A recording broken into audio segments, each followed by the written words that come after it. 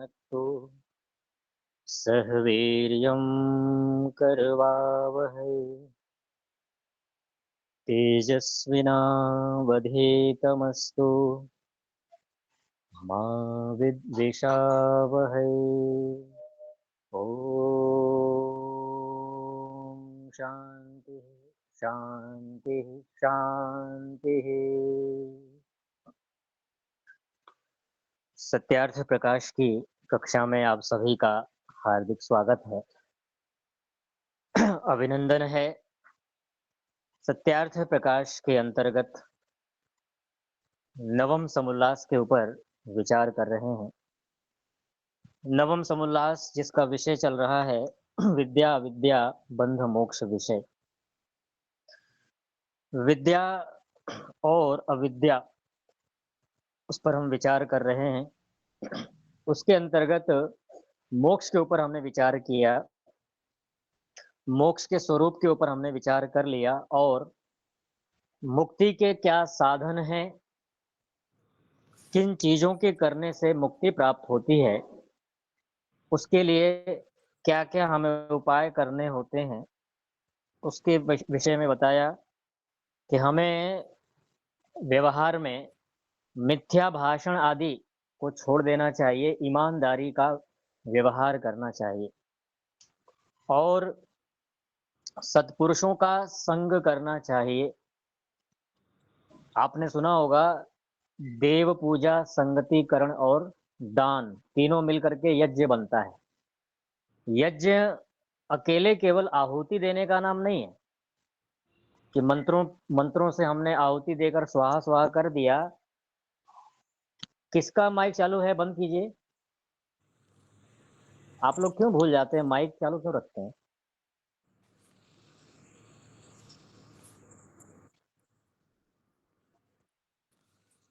मंगू जी mic बंद कर लीजिए। माइक बंद रखिए कृपया, निवेदन है सभी से।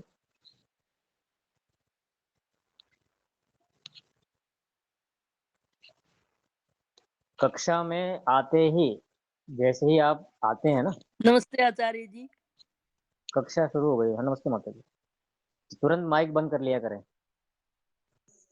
सत्पुरुषों का संग, सत्पुरुष यानी जो ज्ञानी लोग हैं, जो विद्वान लोग हैं, उनका संग करना। ठीक है, उनके संग से क्या करना चाहिए? विवेक उत्पन्न करना चाहिए। तो मैंने आपसे कहा कि यज्ञ के अंतर्गत तीन चीजें आती हैं। सबसे पहले क्या आता है? देव पूजा। देव पूजा में अग्निहोत्र और संगतिकरण, मतलब विद्वानों की संगति करना, ऐसे जगह पर जाना जहां पर, कृपया खटपट न करें, ऐसे जगह पे जाना जहां पर धर्म, न्याय, अध्यात्म की चर्चा हो रही हो, सत्य की चर्चा हो रही हो, ऐसे जगह जा करके उसको सुनना, उसको समझना। तो उसके लिए कहा गया है कि सत्पुरुषों का संग करें, उससे विवेक उत्पन्न करें, अर्थात सत्य असत्य, धर्म अधर्म, कर्तव्य अकर्तव्य का निश्चय करें। तो विवेक से क्या होता है? कर्तव्य अकर्तव्य का निश्चय हम करते हैं कि हमारे क्या कर्तव्य हैं, क्या अकर्तव्य हैं, क्या धर्म है, क्या अधर्म है। ये कैसे निश्चय होता है? सत्पुरुषों के संग से। सत्पुरुषों में कोई साधारण, मतलब कोई सामान्य विद्वान भी आएगा, ऋषि मुनि भी आ सकते हैं, और वेद तो है ही हमारे साथ, ईश्वर है ही है। तो वेद के माध्यम से और अन्य जो विद्वान लोग हैं उनके माध्यम से हम क्या करेंगे? विवेक उत्पन्न करेंगे। एक मंत्र आपने सुना होगा, स्वस्ति पंथा मनुचरेम सूर्या चंद्रमसा विव पुनर्दधताग्नता जानता संगमे महि। तो यहाँ पर आया है ना, जानता, जो ज्ञानी लोग हैं उनका संग करें हम, तो उस मंत्र में कहा गया है। दूसरा बताया पृथक पृथक जाने, अलग अलग शरीर की रचनाएं, इस पर हम विचार कल कर चुके हैं। तो इसमें तीन प्रकार की अवस्थाएं बताई गई, जागृत, स्वप्न और सुषुप्ति। तीन शरीर हैं और प्राण सूक्ष्म भूत आदि, सूक्ष्म भूत स्थूल शरीर आदि। और सूक्ष्म शरीर भी दो प्रकार के होते हैं, एक भौतिक और दूसरा होता है अभौतिक। ठीक है, भौतिक के विषय में मैंने बताया था कल आपको कि जो प्रकृति से बना हुआ शरीर है उसको भौतिक कहा जाता है, और जीवात्मा की जो अपनी निजी स्वाभाविक शक्ति है उसको कहते हैं अभौतिक, जो कि मुक्ति में भी साथ साथ चलता है। और एक चौथा तुरीय शरीर की भी चर्चा यहाँ पर की गई, जिसमें जीवात्मा समाधि को प्राप्त करके ईश्वर की अनुभूति करता है अपने आत्मा के अंदर। उसको तुरीय एक नाम दे दिया है, तुरीय अवस्था। इन सभी कोशों और अवस्थाओं से जो जीवात्मा है वो पृथक है। जीवात्मा क्या है? अलग है। ठीक है, ईश्वर अलग है, जीवात्मा अलग है, और संसार के जो पदार्थ हैं वो सब भी अलग हैं। क्योंकि जब मृत्यु होता है तब कोई कहता है कि जीव निकल गया, है ना। मृत्यु होने पर क्या बोलते हैं? जीव निकल गया, जीवात्मा प्राण निकल गया, ऐसा भी बोलते हैं। यही जीव सबका प्रेरक, सबका धर्ता, साक्षी, कर्ता, भोक्ता कहता है। जो जीव है, जब तक शरीर के अंदर जीवात्मा है तब तक शरीर में विभिन्न प्रकार की चेष्टाएं होती हैं, कर्म होते हैं, विचार होते हैं। आत्मा निकल गया तो फिर कुछ नहीं बचता, फिर सब कुछ समाप्त हो जाता है। जो कोई ऐसा कहे कि जीव कर्ता भोक्ता नहीं, तो उसको जानो कि यह अज्ञानी और अविवेकी है। कोई कहे कि जीव कर्ता भोक्ता नहीं है तो उसको क्या कहना चाहिए? भाई अज्ञानी है, उसको पता ही नहीं, अविवेकी है। क्योंकि बिना जीव के ये जो जड़ पदार्थ हैं इनको सुख दुख का भोग अथवा पुण्य पाप कर्तृत्व कभी नहीं हो सकता।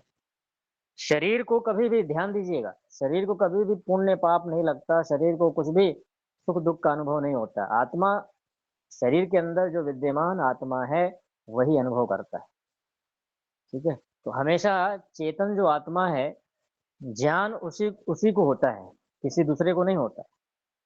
हाँ, इनके संबंध से जीव पाप पुण्यों का कर्ता और सुख दुखों का भोक्ता है। जब इंद्रियां अर्थों में और मन इंद्रियों और आत्मा मन के साथ संयुक्त होकर प्राणों को प्रेरणा करके अच्छे और बुरे कर्मों में लगाता है, तब वह बहिर्मुख हो जाता है। अब एक प्रश्न है यहाँ पे, कई बार आप लोगों के मन में प्रश्न आते हैं ना कि हम ध्यान करना चाहते हैं लेकिन हमारा मन नहीं लगता, हमारा जो मन है ना वो बाहर की ओर दौड़ता है। तो जो मन का जो बाहर की ओर दौड़ लगाना है उसको कहते हैं बहिर्मुखता। बहिर्मुख का मतलब बाहर की ओर जो हमारी प्रवृत्ति होती है ना, हर समय बाहर दौड़ लगाना। जैसे कि देखिए, दो प्रकार के लोग मिलेंगे आपको संसार में। एक तो कर्म योगी टाइप के लोग होते हैं ना, कर्मठ। वो बाहर के सब करेंगे, यज्ञ करेंगे, हवन करेंगे, प्रचार करेंगे, घूमेंगे फिरेंगे, सब करेंगे, लेकिन भीतर ध्यान करने के लिए उनको बोलो ना तो उनके प्राण फूकते हैं। फिर वो ध्यान करने नहीं बैठ सकते, वो उनका मन लगेगा ही नहीं। बाहर के उठा पटक सारे करेंगे वो। ठीक है, परोपकार करेंगे, प्रचार करेंगे, यज्ञ करेंगे, सब करेंगे, लेकिन वो बैठ करके 1 घंटा ध्यान नहीं कर सकते। तो ऐसे व्यक्ति क्या कर रहा है? वो ज्ञान वाले पक्ष को छोड़ रहा है। वो केवल सोचता है कि बाहर के कार्यों करके ही हम मोक्ष प्राप्त कर लेंगे, ईश्वर को प्राप्त कर लेंगे। ये भ्रांति है। क्योंकि 4 पहिए की जो गाड़ी होती है ना, वो 4 पहिए पे चलेगी, 3 पहिए पे नहीं चलने वाली। इस बात को समझना चाहिए कि सबका संतुलन बना के चलो, ज्ञान का भी, कर्म का भी और उपासना का भी हमें संतुलन बना के चलना चाहिए। ठीक है, तो इसलिए कहा कि जब इंद्रियां अर्थों में, अर्थ का मतलब क्या होता है? विषय, रूप रस गंध शब्द स्पर्श आदि जो विषय होते हैं इनमें, और मन इंद्रियों और आत्मा, ठीक है, आत्मा मन के साथ, मन जो है इंद्रियों के साथ जुड़ जाता है, और इंद्रियां, नहीं, मन इंद्रियों और आत्मा मन के साथ। आत्मा क्या करता है? मन के साथ संबंध बनाता है, यानी कि आत्मा का जो संबंध है वो मन के साथ है, इंद्रियों के साथ नहीं है। इंद्रियों का संबंध होता है विषय के साथ। तो आत्मा के साथ जब मन जुड़ता है और प्राणों को जब प्रेरित करता है, तब वो अच्छे बुरे कर्मों में लगता है, यानी अच्छे बुरे कर्मों में उसकी प्रवृत्ति होती है। और उसी स्थिति को हम क्या कह देते हैं, बहिर्मुखता, बाहर की ओर उसकी गति हो रही है, भीतर वो नहीं है, भीतर बैठ ही नहीं सकता वो। उसी समय से भीतर से आनंद, उत्साह, निर्भयता और बुरे कर्मों में भय, लज्जा, शंका उत्पन्न होती है। तो जब भी व्यक्ति अच्छे काम करता है, परोपकार करता है, दान दक्षिणा करता है, पुण्य करता है, यज्ञ करता है, हवन करता है, दूसरों की सहायता करता है, तो उसके भीतर से कैसा अनुभव आता है? साह, आनंद, संतोष की प्राप्ति होती है कि हाँ, कुछ तो मैं धर्म कर रहा हूँ, कुछ तो पुण्य कर रहा हूँ संसार में।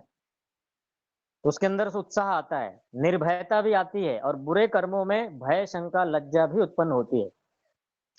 कई बार आप देखेंगे ना, कई बार आप देखेंगे, ये जो बड़े ही नीच स्तर के होते हैं, जो पापी लोग होते हैं ना, हिंसक, अंडे मांस खाने वाले, शराब पीने वाले, दूसरों को, है ना, दूसरों की हत्या आदि करने वाले जो लोग होते हैं, तो इनके अंदर इन बुरे कार्यों को करने से इतना बड़ा एक बुरे कार्यों का एक दबाव बन जाता है, संस्कार बड़े गहरे हो जाते हैं कि वो व्यक्ति बुरे काम करते समय बिल्कुल भी नहीं सोचता, उसके मन में वो भय, शंका, लज्जा होती ही नहीं है। ठीक है?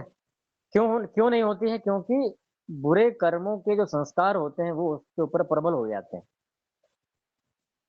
वह अंतर्यामी परमात्मा की शिक्षा है। भीतर से जो भय, शंका, लज्जा हो रही है, ये काम मत करो, ये बेकार है, ये अधर्म है, इस काम को करने से तुम्हारी हानि होगी, लेकिन फिर भी उसको नजरअंदाज करते हुए व्यक्ति उस काम को कर जाता है।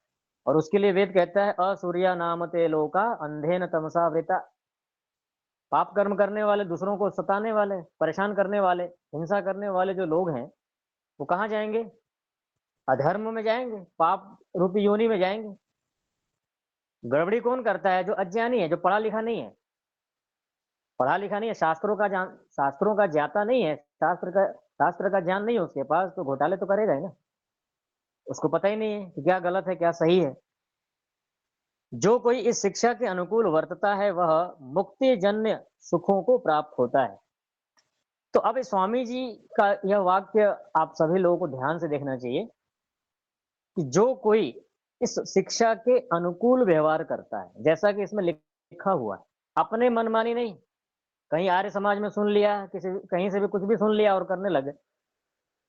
आर्य समाज में किसी वैदिक विद्वान के द्वारा, जो पढ़ा लिखा है गुरुकुल का, उसके द्वारा अगर आप कोई बात सुनते हैं तो वो करने करने योग्य है, क्योंकि वो बात जो बोलेगा प्रमाणिक बोलेगा। लेकिन किसी ने कुछ पढ़ा ही नहीं है, अपने हिसाब से कोई भी विधान कर दे, है ना। अब जैसे हम जाते हैं लोगों के बीच में, तो कई बार यज्ञ के विषय में भी देखा जाता है, हर कोई अपने अपने हिसाब से करना शुरू कर देता है। भाई हम तो ऐसे करते हैं, हम तो ऐसे करते हैं। अब क्या है कि खुद तो पढ़े नहीं है, अब जो जैसा कह देगा वैसा मान लेंगे, वैसा करने लग जाते हैं। फिर वो होता है नियम का उल्लंघन, संविधान का उल्लंघन हो जाता है फिर उसमें। तो अगर व्यक्ति पढ़ा लिखा हो तो समझ जाएगा, भाई नहीं, ये शास्त्र के विरुद्ध है, ये हम नहीं करेंगे। इसलिए कहा कि जो कोई इस शिक्षा के अनुकूल वर्तता है, ठीक है, शास्त्र के अनुकूल, संविधान के अनुकूल व्यवहार करता है, वह मुक्ति जन्य सुखों को प्राप्त करता है।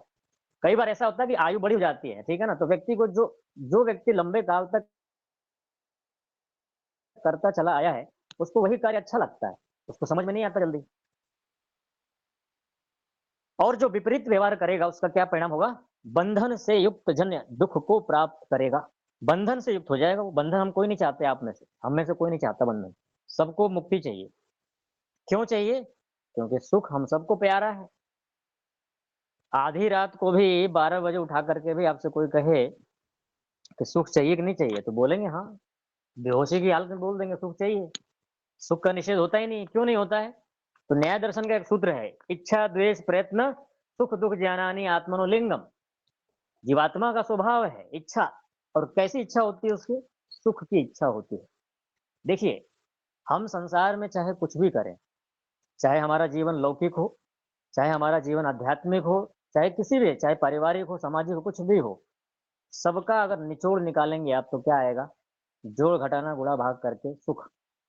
हमें कहीं से भी सुख मिलना चाहिए, बस दुख बिल्कुल भी ना हो। मूल उद्देश्य यही है। लेकिन सुख मिलता रहे, दुख बिल्कुल भी ना हो, इसके लिए कुछ शास्त्रीय नियम उसका हमें पालन करना पड़ेगा। मनमानी नहीं चलेगी यहाँ पे कि अपने हिसाब से कुछ भी करते रहें। मनमानी करेंगे तो दुख मिलेगा आपको, बंधन में रहेंगे हमेशा। आगे कह रहे हैं दूसरा साधन। देखिए पीछे हमने ये जितने भी पढ़े ये सब पहला साधन बताया। दूसरा जो साधन है वो बताया वैराग्य। ठीक है, वैराग्य क्या है, इस विषय में थोड़ा सा योग दर्शन का हम प्रमाण ले लेंगे यहाँ पे। अब जिन्होंने आप में से योग दर्शन पढ़ा उसको पता होगा क्या सूत्र है। दृष्टानुश्रविक विषय वितृष्णस्य वशीकार संज्ञा वैराग्यम। ठीक है, योग दर्शन का सूत्र है दृष्टानुश्रविक विषय वितृष्णस्य वशीकार संज्ञा वैराग्यम। संसार के जितने भी दिखने वाले या सुनाई देने वाले जितने भी प्रलोभन हैं, अच्छी से अच्छी चीजें हैं, यानी आप ये कह लीजिए कि जो कुछ भी हमें आंखों से दिखता है, कानों से सुनाई देता है, नाक से हम सूंघते हैं, त्वचा से छूते हैं, इन सब के प्रति अपनी तृष्णा यानी अपनी इच्छा का समाप्त हो जाना वैराग्य है। क्या है वैराग्य? इन सभी विषयों से इच्छा का ही समाप्त हो जाना, इनके प्रति इच्छा ही न उठना। ध्यान दीजिएगा यहाँ पे, वक्ता के अभिप्राय को समझना जरूरी है। कल को आप कहेंगे जी आपने तो कहा था कि इनके प्रति इच्छा ही नहीं होनी चाहिए, फिर तो हम खाना पीना बंद कर दें। ऐसा बिल्कुल भी नहीं है। जीवन जीने के लिए हमें खाना भी है, अच्छी अच्छी चीजें खानी भी है, पौष्टिक चीजें खानी है, सब करना है। शरीर ही नहीं रहेगा तो अब क्या कर लेंगे? क्या है वो सूत्र? शरीर को कहा गया ना, शरीरस्य धर्म खलु साधनम। ठीक है ना, शरीरम धर्म खलु साधनम। शरीर जो है ना धर्म का साधन है। ठीक है, लेकिन सब कुछ शरीर को ही करने लग जाना। जैसे अभी हमारे यहाँ एक आचार्य बने हैं नए नए, तो अभी नए नए आचार्य हुए हैं, तो उनकी बड़ी अंदर से एक वेग है ना, कि शरीर बनाना है हमें। तो हालांकि शरीर अच्छा है पहले से ही, लेकिन हमें जिम करना है, पता नहीं क्या क्या करना है, शरीर बनाना है, शरीर को और 20-25 किलो बढ़ा करके खूब फुला लेना है। तो वो एक अभी एक तरह से वो स्थिति है कि भाई दिखाना है ना। तो दिखाने की चीज नहीं होती है, भीतर से आप कितना स्वस्थ हैं, कितना तंदुरुस्त हैं, आपकी स्टेमिना कितनी है वो देखी जाती है। आप निरोग हैं। बहुत सारी आप दवाइयां खा रहे हैं, एलोपैथी बहुत सारे लोग खाते रहते हैं दवाइयां। ठीक है, तो जो दवाइयां खा रहा है तो रोगी है एक तरह से ना। तो इस तरह से हमें शरीर का विशेष ध्यान रखना है, लेकिन सब कुछ शरीर ही नहीं है। पूरा जीवन लगा देना शरीर के अंदर ही, सारा जीवन प्राणायाम करते रह गए, खाली किया कुछ नहीं, न ध्यान किया, न उपासना किया, न ज्ञान के लिए प्रयत्न किया, लगे रहे शरीर को स्वस्थ बनाने में। शरीर को भी स्वस्थ बनाना है और उसके लिए संतुलन बनाते हुए ज्ञान और कर्म उपासना का भी संयोजन करते चले जाना है। शास्त्र ये कहता है। ऋषि कभी भी किसी एकांगी विषय को लेकर नहीं चलता है। जो ऋषि होगा उसकी बात सुनिए। ऋषि कह रहा है कि हमें सबका संतुलन बनाते हुए चलना है। इमरजेंसी केस है उसकी बात छोड़ दीजिए। अब कोई किसी की टांग टूट गई, हाथ पैर फ्रैक्चर हो गया, उसकी बात तो भाई स्वास्थ्य पे ध्यान देना मजबूरी है, उसकी उसकी बात ही नहीं। सामान्य स्थिति जब तक आपकी है, सर्दी खांसी जुकाम बुखार, इस पे ज्यादा गिनती नहीं ली जाती है उसको। इन सब में हमें संतुलन बना के चलते रहना चाहिए। इसलिए कहा कि वैराग्य अर्थात जो विवेक से सत्य असत्य को जानता हो, उसमें से सत्याचरण का ग्रहण कर लेना और असत्याचरण का त्याग कर देना, यह विवेक है। ठीक है, और विवेक की एक परिभाषा और दे रहे हैं स्वामी जी यहाँ पर। जो पृथ्वी से लेकर परमेश्वर पर्यंत पदार्थों के गुण कर्म स्वभाव जानकर उसकी आज्ञा पालन और उपासना में तत्पर होना है, उससे विरुद्ध आचरण न करना, सृष्टि से उपकार लेना विवेक कहता है। अब देखिए विवेक की एक बहुत ही एक तरह से व्यापक परिभाषा स्वामी जी ने यहाँ पर दिया है।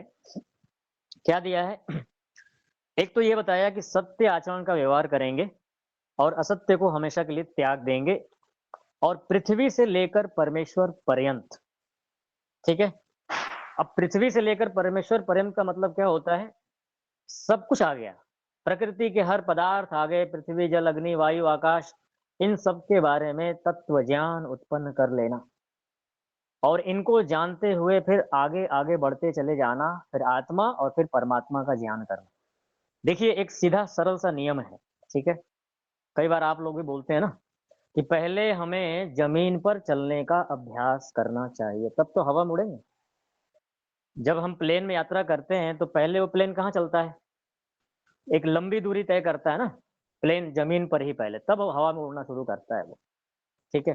तो सबसे पहले हमें जमीन पर चलने का मतलब ये है कि स्थूल पदार्थों को जानने का प्रयास करना चाहिए। मोटे-मोटे चीज़ों को पहले समझो आप पहले। फिर धीरे-धीरे आगे आप बढ़िए, सूक्ष्मता की ओर जाइए, फिर आत्मा, फिर परमात्मा तक भी पहुँच जाएँगे।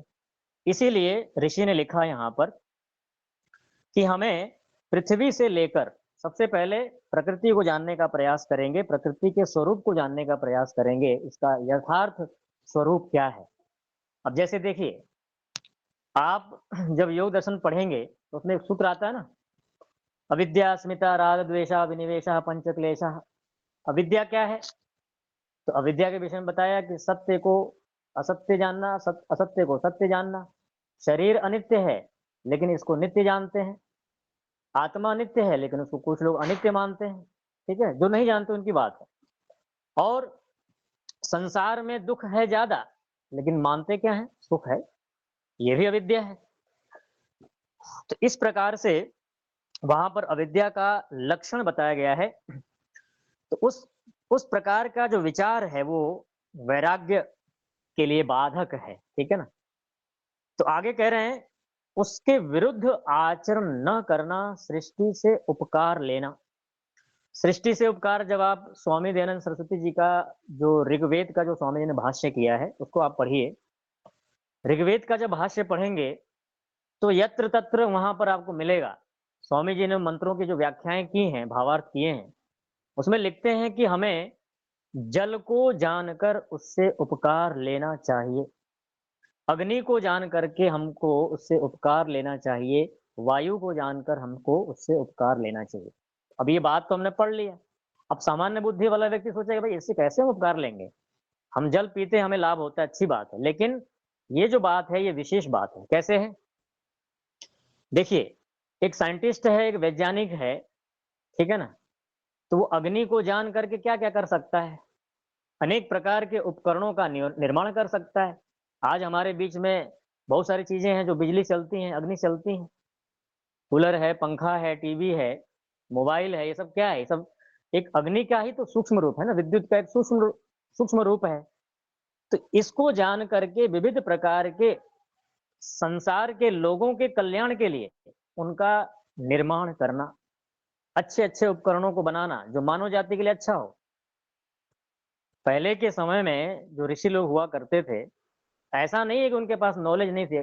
कई लोग कहते हैं देखो आज हमारे पास स्मार्टफ़ोन है, लैपटॉप है, मोबाइल, ये तरह-तरह के साधन हैं।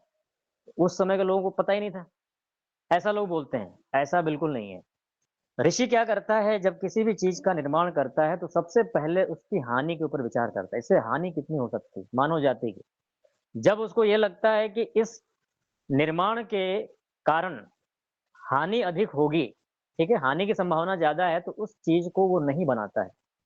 और जब उसको लग जाता है कि इससे लाभ ज़्यादा है, हानि थोड़ी है, तो उसको बना देता है। आपने पुष्पक विमान का नाम सुना है? पुष्पक विमान कब था ये? पुष्पक विमान राजा रामचंद्र जी के समय था अयोध्या में, ठीक है ना? त्रेता युग में। तो पुष्पक विमान कैसे आ गया उस समय? क्या उस समय बिना किसी इंजीनियर के, बिना किसी साइंटिस्ट के बन गया होगा वो? और सीता ऐसा जी को बताते हैं, हाँ, सीता जी को बैठा के ले आए थे रामचंद्र जी वापस, ठीक है ना? तो ऐसा भी आता है, आप एक पुस्तक है, कभी आपने सुना होगा, बृहद विमान शास्त्र, महर्षि भारद्वाज का लिखा हुआ, बृहद विमान शास्त्र। और ऐसा बताते हैं कि जितने भी उसमें सूत्र मिलते हैं ना, ऐसा बताते हैं कि बहुत सारे उसके सूत्र खंडित हो गए, यानी कि लुप्त हो गए। पूरा-पूरा नहीं मिलता है, लेकिन जितना मिलता है कहा जाता है कि अगर उस पर ईमानदारी से कोई व्यक्ति मेहनत करे, शास्त्रों को पढ़ करके, तो ऐसी-ऐसी रचनाएँ कर सकता है ना, वो विमान आदि के जो आज लोग सोच भी नहीं सकते, आज के साइंटिस्ट लोग। सोचिए ऋषियों ने कितनी मेहनत की थी, सारे शास्त्रों को जला दिया गया, नष्ट कर दिया गया, कुछ बचा ही नहीं। हमारे पास इतनी सारी विद्या थी, क्यों हम विश्वगुरु थे? विश्वगुरु इसीलिए थे कि हमारे पास बहुत सारी आध्यात्मिक विद्या थी। हम इसलिए विश्वगुरु नहीं थे कि हमारे पास बहुत धन था, ऐसे इसलिए नहीं। हम इसलिए विश्वगुरु थे कि ये भारत देश अध्यात्म का गढ़ रहा है। अध्यात्म को यहाँ सबसे पहले प्रधानता दी जाती थी, अन्य कार्यों को गौण। लेकिन दुर्भाग्य है, अब वो चीजें नहीं हमारे पास। फिर से एक बार, चूंकि मूल हमारे पास सुरक्षित है, वेद सुरक्षित है, फिर से अगर कोई इस तरह की स्थितियां बनती हैं तो निश्चित रूप से वो चीजें उपलब्ध होंगी, इसमें कोई ऐसी कोई बात नहीं है। समय लगेगा, हो सकता है, क्योंकि आपको पता है कि जब बिगाड़ होता है ना तो सुधार में टाइम लगता है, बिगाड़ जल्दी होता है। आगे कह रहे हैं तीसरा साधन क्या है? षटक संपत्ति। ध्यान न देने के कारण लोग क्या पढ़ते हैं, इसको षटक बोल देते हैं, जबकि क्या लिखा है ये? षटक। त आधा है, लेकिन वही है, फटाक जल्दीबाज लोग कहें षटक, ट पूरा बोल देते हैं, है ना? षटक नहीं है, षटक ऐसा बोलेंगे। हाँ, षटक, षटक संपत्ति। ठीक। तो ईश्वर की प्राप्ति के लिए तीसरा साधन बता रहे हैं, 6 प्रकार के कर्म करना, उसको षटक संपत्ति कहते हैं। षटक होता है 6। पहला है शम, जिससे अपने आत्मा और अंतःकरण को अधर्म आचरण से हटाकर धर्माचरण में प्रवृत्त रखना सदा। ठीक है, क्या है शम? तो शम की परिभाषा दे रहे हैं कि शम हम उसे कहेंगे जिससे कि हम अपने आत्मा और अंतःकरण को, कृपया ध्यान दीजिए, बीच में आप लोग लेफ्ट न हो, कोई विशेष कारण ऐसा कुछ तो नहीं आ रहा ना? नेटवर्क की समस्या हो तो मैं उसके लिए बिल्कुल नहीं बोल रहा हूँ, लेकिन अन्य किसी कार्य में आप जा रहे हैं तो कृपया ध्यान कक्षा में बैठते हैं तो ध्यान सिर्फ यही होना चाहिए। 2 मिनट के लिए भी अगर आप लेफ्ट होते हैं ना तो महत्वपूर्ण जो बातें हैं वो छूट जाती हैं फिर। ठीक है, फिर आप कक्षा में आए हैं, फिर रिकॉर्डिंग में नहीं सुनेंगे आप, क्योंकि कक्षा तो अटेंड किया ही आपने, तो रह जाता है, फिर दिक्कत होगी आपको आगे चल करके, परीक्षा में फिर परेशानी होती है। जिससे अपने आत्मा और अंतःकरण को अधर्म के आचरण से हटा लेना। देखिए, वास्तव में कर्म को करने वाला तो आत्मा ही है, साधन है, शरीर हमारा साधन है, मन हमारा साधन है, बुद्धि हमारी साधन है, इंद्रियां हमारे साधन है। ये अपने आप कर्म नहीं करते हैं, ये स्वतंत्र नहीं है, ये परतंत्र है। किसके परतंत्र हैं? हमारे, हम आत्मा के। हम अगर चाहेंगे तो ही ये काम करेंगे, हम नहीं चाहेंगे तो नहीं करेंगे। तो इनको कहाँ लगाना है? धर्म के आचरण में लगाना है, अधर्म के आचरण से हटा लेना है। इसको हम कहते हैं शम। दूसरा है दम। शम और दम। दम में क्या करेंगे? श्रोत्र आदि इंद्रियों और शरीर को व्यभिचार व्यभिचार आदि बुरे कर्मों से हटाकर जितेंद्रियत्व आदि शुभ कर्मों में प्रवृत्त करना। एक जैसा आपको लग रहा होगा, लगभग जैसे ही है शम दम, ठीक है ना? कार्य वही करना है आपको। शम में क्या है कि भीतर वाले साधन प्रमुख हैं यहाँ, ठीक है, और दम में बाहर वाले, हाथ पैर आदि ये सब ले लिया गया है, और शम में अंतःकरण था। तो इन सभी को बुरे कर्मों से हटा लेना, अच्छे कर्मों में लगा देना। देखिए, योग दर्शन का एक सूत्र है, कौन सा सूत्र है? योगः चित्त वृत्ति निरोधः। आज लोग क्या, योग का मतलब क्या समझते हैं? हाथ पांव हिलाना, आसन व्यायाम करना, शीर्षासन करना, सर्वांगासन करना, प्राणायाम करना, कपालभाति करना, अनुलोम विलोम करना, ये योग है। पहले तो योग की परिभाषा ही नहीं है। योग के अंतर्गत इसमें से कोई नहीं आता है, ना तो अनुलोम विलोम आता है, ना प्राणायाम आता है, ना आसन आता है, कुछ नहीं आता है। क्यों नहीं आता है? ये मैं नहीं कह रहा हूं, महर्षि पतंजलि ऋषि कह रहे हैं, योगः चित्त वृत्ति निरोध। चित्त की वृत्तियों को निरोध करने के लिए, ठीक है, जो प्रयास विशेष किए जाते हैं आंतरिक, उसको यहाँ पर योग कहा गया है। अब योग की परिभाषा थोड़ी अलग हो गई है। अब जैसा हम पाठ पढ़ाएंगे लोग वही जानेंगे ना, भोले भाले लोग होते हैं। ठीक है, ये सब क्या है? शरीर को स्वस्थ रखने के लिए श्वसन क्रिया है। आप अनुलोम विलोम करते हैं, ये श्वसन क्रिया है। कपालभाति करते हैं, श्वसन क्रिया है। लेकिन अगर आप इसको प्राणायाम बोलेंगे तो शास्त्र के विरुद्ध है ये, नोट कर लीजिएगा। प्राणायाम की परिभाषा महर्षि पतंजलि ने योग दर्शन में दिया है, श्वास प्रश्वासयोर गतिर्विच्छेद प्राणायाम। श्वास और प्रश्वास, यानी जो हम श्वास ले रहे हैं और छोड़ रहे हैं, इनकी गति का एक निर्धारित समय तक रोक देना, होल्ड कर देना, यह है प्राणायाम। ठीक है, यानी बाह्य अभ्यंतर जो प्राणायाम विशेष योग दर्शन में कहा गया है कि बाहर हम जब प्राणों को फेंक करके बाहर ही रोक देते हैं, उसको हम कहते हैं बाह्य प्राणायाम। और जब भीतर हम प्राण को लेकर के भीतर ही रोक देते हैं, उसको बोलते हैं अभ्यंतर प्राणायाम। ठीक है? ध्यान दीजिएगा, जो भी आप करते हैं अनुलोम-विलोम वो करते रहिए, वो स्वास्थ्य के लिए अच्छा है, इसका कोई निषेध नहीं है। लेकिन वो किसी भी आर्ष ग्रंथ में इसका वर्णन नहीं है, ना तो अनुलोम-विलोम का है, ना कपालभाति का है। ठीक है? किसी भी दर्शन में नहीं मिला हमें, सारे दर्शन हमने पढ़ लिए। दर्शन में नहीं और वेद में नहीं मिला, ये है हठ योग का, जो स्वामी रामदेव जी हम सबको बताते हैं। निश्चित रूप से सबको लाभ हो रहा है, इसमें कोई दो राय नहीं है। लेकिन ये आपको किसी आर्ष ग्रंथ में नहीं मिलेगा। ठीक है? हठ हठ योग मिलेगा। और स्वामी जी ने हठ योग के बारे में कहा है, विष संपृक्त अन्नवत त्याज्यम। ठीक है? हठ योग किसको पढ़ना चाहिए? जो पहले से आर्ष ग्रंथों को पढ़ चुका है, उसको पढ़ना चाहिए हठ योग, ताकि वो बहुत सी बातें जो उसमें असंभव और गलत हैं, वेद के विरुद्ध हैं, उसका वो अलग-अलग करके उसका विभाग करके समझ सके। लेकिन भोले-भाले लोग जिनको शास्त्र का पता नहीं है, उसमें लिखी हुई बातों को प्रमाण मानकर चलेंगे। ठीक है? और भटक जाएँगे फिर। ठीक है? तो अभी जो कुछ भी आप सुनते हैं जिसके भी द्वारा, वो हठ योग का है। ठीक है? तो अब इसमें ये कह रहे हैं कि दूसरा हो गया दम, तीसरा उपरति। उपरति का मतलब क्या होता है? जिससे दुष्ट कर्म करने वाले पुरुषों से सदा दूर रहना। ठीक है? जितने भी दुष्ट कर्म करने वाले लोग हैं ना, चोरी है, हत्या है, डाका है, बलात्कार है, नशा है ना? जितने भी प्रकार के गलत काम करने वाले लोग हैं, इनसे बचे रहना, इनकी संगति में कभी ना आना, इसको कहते हैं उपरति। चौथा है तितिक्षा। तितिक्षा का मतलब होता है चाहे निंदा स्तुति हानि लाभ कितना ही क्यों न हो, चाहे कोई निंदा करे, हानि हो, थोड़ी बहुत हानि होती हो, लाभ होता हो, हर्ष हो, शोक हो, लेकिन मुक्ति रूपी साधनों को न छोड़ना, धर्म के मार्ग को न छोड़ना। जब भी आप धर्म के मार्ग पे चलेंगे, अध्यात्म के मार्ग पे चलेंगे, तो आपको समस्याएं आएंगी, परेशानी आएगी, रुकावटें आएंगी। लोग आपका हो सकता है आपके इस कार्य में आपको व्यवधान डालें, लेकिन आपको इन कार्यों को छोड़ना नहीं है, लगे रहना है। ठीक है? इसको कहते हैं यहाँ पर तितिक्षा। पांचवा है श्रद्धा, जो वेदादि सत्य शास्त्र और इनके बोध से पूर्ण आप्त विद्वान सत्य उपदेष्टा महाशयों के वचनों पर विश्वास करना। श्रद्धा सबसे बड़ी चीज होती है, ध्यान दीजिएगा।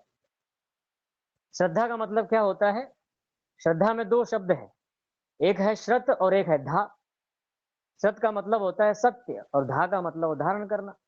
सत्य को धारण करने की जो आपकी भावना है, उसको कहते हैं श्रद्धा।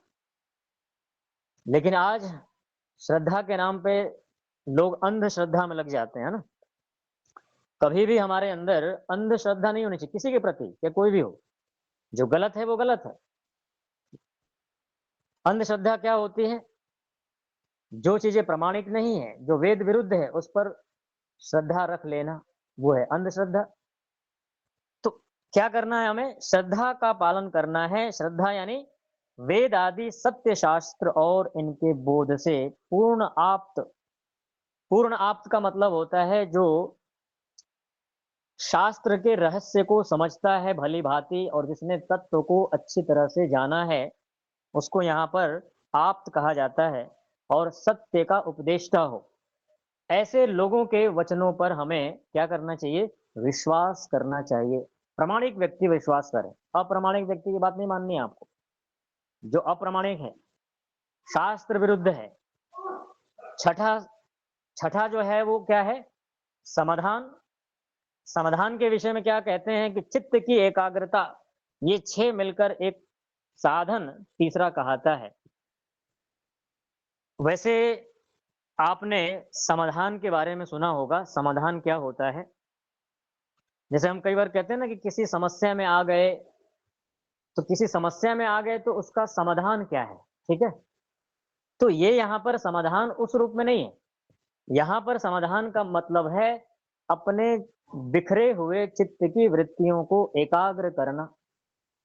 हमारा चित्त, हमारा जो ज्ञान, विभिन्न प्रकार के जो विषयों में दौड़ लगा रहा है ना, उसको एकाग्र करते हुए स्थिर हो जाना। बाहर के चाहे आप कितने भाग दौड़ कर लीजिए, भीतर अगर आप नहीं बैठेंगे आँख बंद करके, तो वो आपको उपलब्धि नहीं होने वाली है। चंचलता वैसे ही बनी रहेगी आपके अंदर। स्थिरता चाहिए, तो आँख बंद करके आपको बैठना पड़ेगा, दूसरा कोई मार्ग है ही नहीं। तो उसके लिए कहा समाधान, चित्त की एकाग्रता के लिए विशेष रूप से बैठकर अभ्यास करना। ठीक है? थोड़ा-सा आप लोग हाँ, ठीक है? तो ये हो गया। चौथा है मुमुक्षुत्व, अर्थात जैसे भूख, प्यास से आतुर, क्षुधा और तृषा यानी भूख प्यास से जो आतुर व्यक्ति को सिवाय अन्न जल के दूसरा कुछ भी अच्छा नहीं लगता। भूख जब लगती है ना, तो उस व्यक्ति को सिर्फ भोजन चाहिए। प्यास लगती है तो सिर्फ पानी चाहिए उसको। ठीक है? उसको और कुछ अच्छा नहीं लगता है। लेकिन हर व्यक्ति का अपना अलग-अलग सामर्थ्य है। अब किसी की आयु 60-70 साल है, उसको भूख कम लगेगी। किसी के 30 साल है, उसको ज़्यादा लगेगी। तो दोनों के सामर्थ्य में अंतर आएगा। एक को तेज भूख लगेगी तो उसको भोजन चाहिए। अब जिसकी आयु ज़्यादा है, उसको भूख कम लगेगी, उसको भोजन थोड़ा विलम्ब से मिले तो भी चल जाएगा। तो यहाँ पर ध्यान रखिएगा, नियम सब पे समान नहीं लगता है। एक छोटा बच्चा है, उसको अलग उसकी अलग स्थिति होती है। एक किशोर है, एक युवा है, सबकी अपनी-अपनी स्थितियाँ हैं। कभी भी हमें तुलना नहीं करनी चाहिए। अरे! मैं तो ऐसा हूँ, मैं तो 10 दिन भूखा रह लेता हूँ। भाई, तुम 10 दिन रह लो तो सब थोड़े रह लेंगे। इसलिए यहाँ पे कहा कि भूख और प्यास से जब व्यक्ति परेशान होता है तो उसको भोजन और जल के अलावा कुछ भी अच्छा नहीं लगता। वैसे ही मुक्ति के साधन और मुक्ति के दूसरे में प्रीति न होना, हमेशा मुक्ति के लिए, ईश्वर प्राप्ति के लिए निरंतर प्रयास करते रहना, उसके लिए दिन-रात मन से, वाणी से, शरीर से कर्म करते रहना, ये 4 साधन हैं। नोट कर लीजिएगा, इसको अंडरलाइन कर लीजिएगा। और 4 अनुबंध अर्थात साधनों के पश्चात ये कर्म करने होते हैं। ठीक है? तो अनुबंध के विषय में चर्चा हम बाद में करेंगे। अभी आप फिलहाल यहाँ तक साधनों के विषय में आपने पढ़ लिया। देखिए, ध्यान दीजिएगा, ये थोड़ा-सा ना पढ़ने और सुनने में बड़ा सरल लगता है ना, थोड़ा-सा आप इस पे बैठ करके अलग से किताब खोल करके थोड़ा चिंतन करिएगा।